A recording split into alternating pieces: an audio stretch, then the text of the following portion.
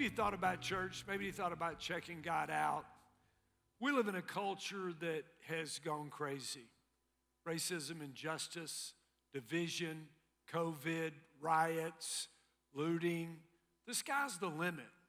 Hating people, divided in every way we could divide. Now, if you don't go to church or you've never been to church, the thought of going to church is, well, frankly, you just hadn't thought about it much. I don't blame you.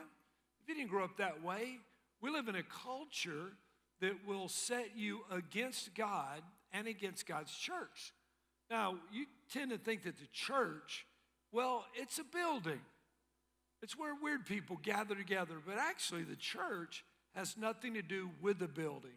The church, where Jesus said in Matthew 18, I will build my church. The Greek word is it's two words, ekklesia.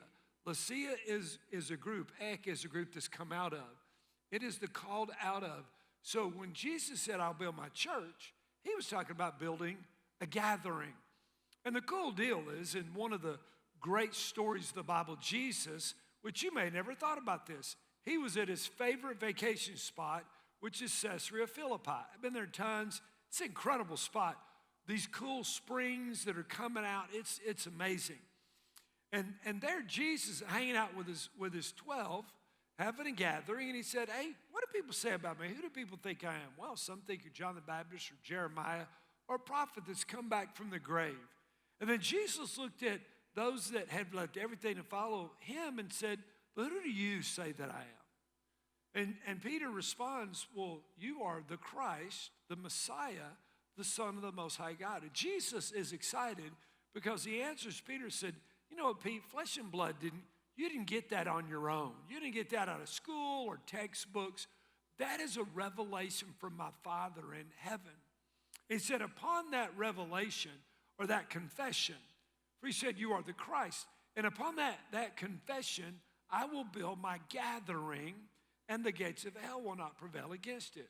Well, here we are 21 centuries later, and empires and nations and cultures have been gone for 1,000, 1,500 years, but the church keeps on going, the gathering of God.